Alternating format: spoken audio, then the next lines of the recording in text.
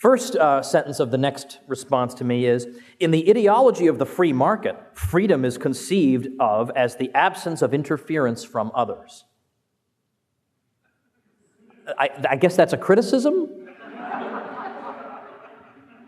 I'm not understanding how else freedom could be conceived. I mean, really, it's just basically, if we just reword it, freedom is conceived of as the absence of the initiation of brute force against innocent, peaceful people. Well, okay, I mean, that one I accept. I'm going to leave that arrow stuck in my back. So let's move on. There are no common ends to which our desires are directed. And this, I think, reveals a very, very unfortunate mentality that exists among a great many people in the world. And again, it's the sort of thing that they're just taught in the propaganda factories that a lot of our kids go through, is that society can't function unless there's some kind of leader figure, some paternal figure barking out commands at everybody. And so because in a market society you don't have that, the argument is made, well, then there are no common ends that we're all working toward, because there's no, what's left unsaid here is that because there's no dictator with a bullhorn barking out commands at us, we can't possibly have common ends.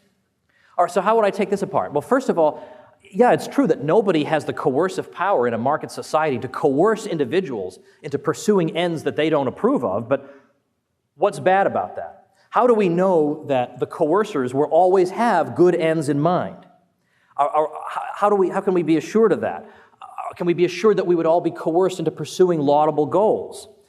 Where do the coercers get the right to decide for everyone else what their goals should be? But at the same time, I would say there obviously are common goals that are carried out all the time on the free market. And it's almost a cliche now to refer to Leonard Read's essay, I, Pencil. But of course, if you haven't read I, Pencil, go to Google and read I, Pencil, where he talks about all the different, he basically tells the story from the point of view of the pencil. And all the different steps that go into making a pencil and the different production processes that need to be known and the raw materials that come from all over the place, and then you need to know how to build the structures that are going to transport these goods from one place to another. There's so many things that you would need to know. No one could possibly master it all. So just simply from a technological point of view, it would not be possible to carry this out by just one individual. Nobody could be that smart.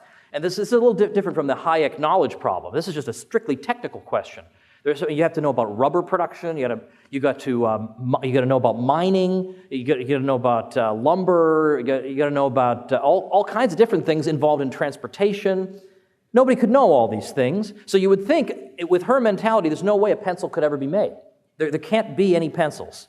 There would have to be a worldwide pencil production board presided over by this person, presumably, telling everybody what to do, when to do it. You better start growing the trees because pretty soon Murphy's going to need a pencil. And we're going to need to chop that tree down for the wood and whatever. And yet it all happens. And you can think of this with any production process you can imagine for any consumer good. All these different firms at all different stages of the production process are all working on different things separately, and yet the finished consumer good is produced with no surpluses and no shortages, time and again, with no central direction. So it is absolutely false to say there are no shared ends. Look at that. That's a shared end. And every firm, every industry, every stage of production involved in this process depends on the success of every other. Because the lower stages of the production structure need the supplies produced by the higher stages. They need those supplies. So this is a cooperative venture in the best sense of the term. Meanwhile, these higher stages depend for the profitability of what they're doing on the demand that comes from the lower stages. And that demand, of course, is a derived demand that derives from the demand of the consumers for the finished product, and that demand ripples up through the production structure. This is a tremendous example of how we all become integrated into a structure greater than ourselves that produces something that, on the face of it, if we're just looking at the dictator barking out orders model, would seem impossible. And yet it's done with no dictator and no orders barked out in a macro sense.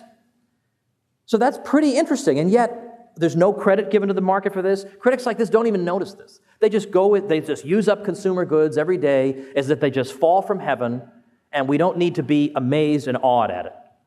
Well, I am amazed and awed at it. I mean, I'm to almost a ridiculously dorky extent amazed and awed at this process. And I told the story at the Mises Institute over the summer, but there was a time a few years ago, one of our little kids was sick, and really late at night, I had to go out and get her a vaporizer. And I was able to go out and get a vaporizer for 10 lousy bucks. In the middle of the night, I got a vaporizer, 10 lousy bucks. And I actually stood there. I actually stood there in the store and said, this is amazing.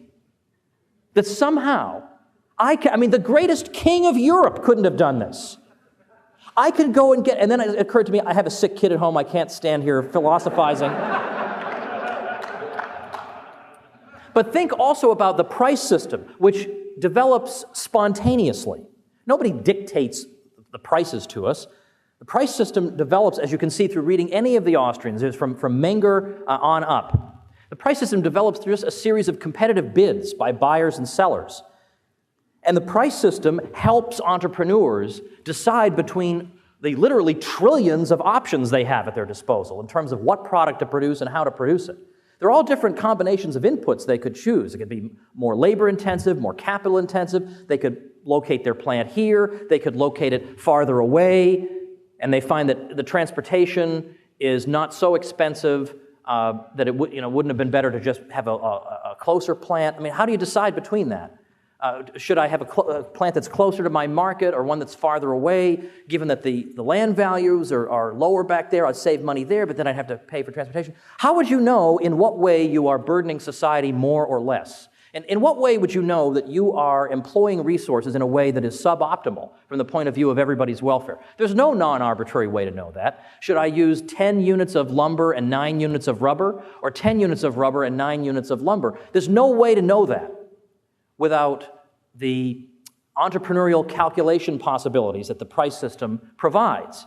And so, if you're using an input in your production process that's demanded more urgently elsewhere, by a product that people are more urgently demanding elsewhere, then it's going to be bid away from you and you're going to have to look for a substitute. And this is the way these things just occur without absurdly destructive and uneconomic decisions being made that would impoverish us all. This makes certain that when we engage in production, we are doing it at the least cost in terms of opportunities foregone. So when I hear people say, we need to be great stewards of our resources, there is no greater steward than the free market. It's impossible for there to be a greater steward of resources, because only the price system helps us to figure out how valued the resources are. Now, there is no dictator that forces this happy outcome on us. Then she goes on, in the absence of such common shared ends, all that remains is the sheer arbitrary power of one will against another. Well, that's not a description of the market economy, that's a description of government.